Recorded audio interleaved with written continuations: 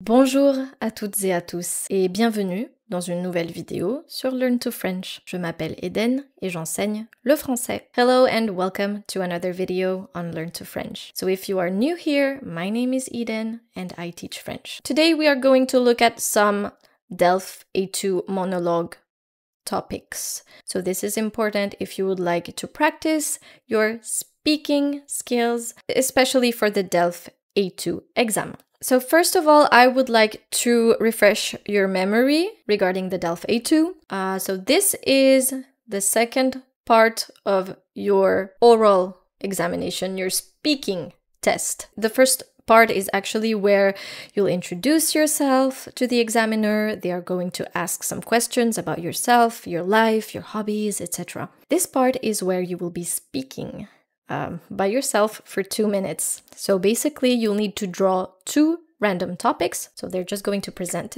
them to you and you're just going to pick 2 of them without looking at them and then you choose the one that you prefer. Basically you'll have to answer to questions on a specific theme. Read the topic carefully and you'll have 10 minutes to prepare your presentation. This means that you will have 10 minutes to prepare and then 2 minutes to speak. This is why it's called the monologue. So the examiner will be listening to you for those 2 minutes and they may even ask 2 or 3 additional follow-up questions. So here I've gathered some topics that I found in real DELF A2 situations. The answers are going to be just examples that I came up with. You'll have to come up with, of course, your own examples and keep in mind that you have 10 minutes to prepare, so you won't have the time to write everything down. What I would recommend is just write down some notes of what you want to talk about. From there, add in the important connecting words and you'll be fine. In A2, once again, I like to say it this way, but the examiner is going to focus on what you can say and what you can express. So make sure to show off. It's okay if you make mistakes, but at least you're showing off your skills. Focus on what you can say and what you can show and what you can do. Now here's the first example. Parlez d'une personne que vous admirez. Expliquez pourquoi vous l'admirez. You are now going to press pause. Set your timer to 10 minutes and then try to work on a monologue. Once again, here is the topic. Parlez d'une personne que vous admirez. Expliquez pourquoi vous l'admirez. And I'll see you in 10 minutes.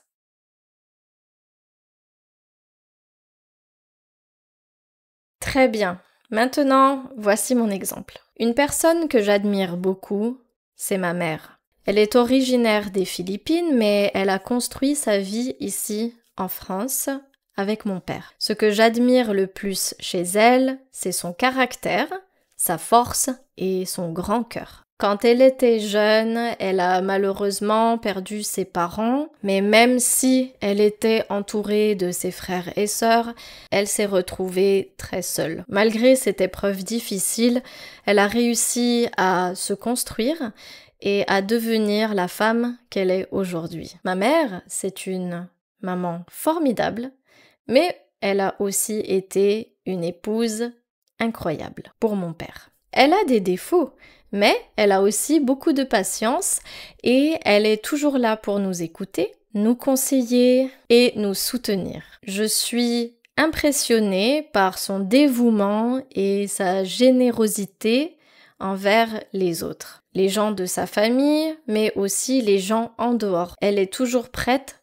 à aider. Ce que j'admire aussi chez elle, c'est sa capacité à s'adapter à une nouvelle culture très différente de la sienne. Elle a aussi réussi à s'adapter à une nouvelle langue quand elle est arrivée en France.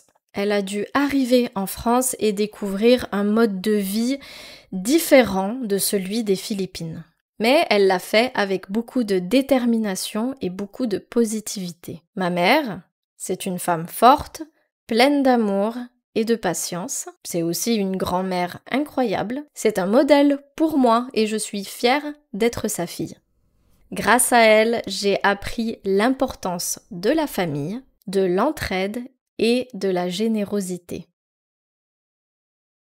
Ceci n'est qu'un exemple. This is just an example. Vous pouvez inventer votre réponse. Your answer, your monologue doesn't have to be about you specifically. Of course, you can invent a situation as long as it's something that you could talk about. It doesn't have to be the truth 100%. Nobody's going to fact check. Est-ce que vous êtes prêts à passer au deuxième exemple? Let's take a look at the second example. Before we move on to the next portion of this video, I wanted to let you know that I am now launching group classes online, les ateliers de français Learn to French. These are going to be workshops for learners who would like to practice their speaking skills in a group setting with other learners. Of course, we will be perfecting your conversation skills, but my goal is also to keep a friendly atmosphere in which you can hopefully meet other learners and connect with them. As of now, I am hosting a few sessions with 2 time slots, but I hope that I will be able to integrate more sessions in the future. So if you would like to join us, make sure to click on the link in the description of this video, and I hope to see you soon. Décrivez votre lieu d'habitation, dites ce que vous préférez et ce que vous aimeriez changer. Appuyez sur pause. On se retrouve dans 10 minutes. Press pause and I'll see you in 10 minutes.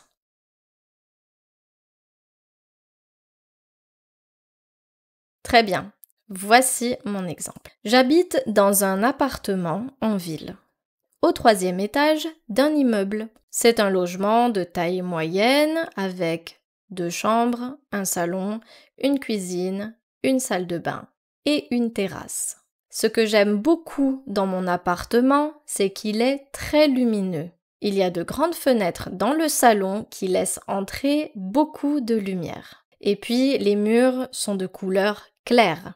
J'apprécie aussi d'avoir une grande terrasse où je peux prendre l'air et profiter du soleil quand il fait beau. L'emplacement est aussi très pratique, car mon appartement est situé dans un endroit très accessible. Je peux facilement accéder au commerce, aux transports en commun et aux lieux de loisirs à pied ou en utilisant mon vélo. C'est très pratique pour mes déplacements quotidiens. Cependant, il y a aussi quelques aspects de mon appartement que j'aimerais améliorer. Par exemple, la cuisine est un peu petite. Je ne peux pas y mettre de la vaisselle et mon plan de travail est trop étroit. J'aimerais pouvoir la rénover pour avoir un peu plus d'espace et de rangement. Et je trouve que les chambres sont mal isolées par rapport au bruit. Donc les enfants peuvent entendre tout ce qui se passe et parfois ça peut les empêcher de dormir correctement. Malgré ces quelques points négatifs, je suis très heureuse de vivre dans mon appartement. C'est un endroit très confortable, très joli et très pratique. J'espère y rester encore longtemps. 3e sujet. Décrivez la manière dont vous accueillez des invités dans votre pays. On se retrouve dans 10 minutes.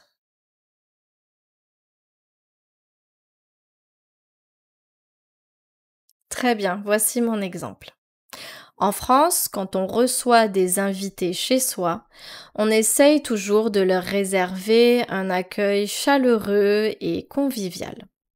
C'est une tradition très importante dans la culture française. Tout d'abord, quand les invités arrivent à la maison, on les salue chaleureusement, avec une bise ou en leur serrant la main.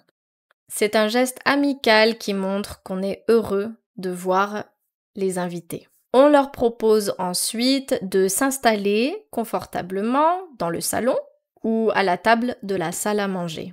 Puis l'hôte s'assure que ses invités se sentent à l'aise. On offre généralement un apéritif comme un verre de vin ou du jus de fruits ou une boisson sucrée pour détendre un petit peu tout le monde. Pendant ce temps, on engage la conversation pour faire connaissance ou pour discuter de différents sujets.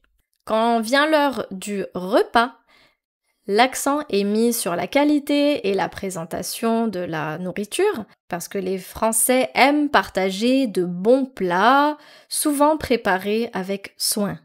Le repas, c'est aussi l'occasion d'échanger, de rire, de passer un bon moment ensemble. Après le dessert, donc après le repas, on propose souvent un café ou un digestif pour ceux qui boivent de l'alcool. Et parfois, on peut terminer, surtout si c'est en soirée, pour un dîner par exemple, on termine généralement en jouant à des jeux ou bien les invités rentrent chez eux après avoir remercié les hôtes. L'accueil des invités en France, c'est une tradition vraiment importante. On cherche toujours à mettre les gens à l'aise et à leur faire passer un agréable moment. Et voilà, très bien. I hope that you enjoyed working with me today. I know that the monologue part can be a bit intimidating, but once again, if you focus on the things that you know, focus on showing off your skills, you'll be just fine. Donc, je vous encourage à travailler votre vocabulaire, à travailler votre prononciation en français. If you have any tips regarding the DELF A2 monologues, or if you'd like to share your experience, please feel free to do so in the comments section. Merci beaucoup d'être resté avec moi aujourd'hui et je vous dis à très bientôt pour une nouvelle vidéo sur Learn to French. Au revoir!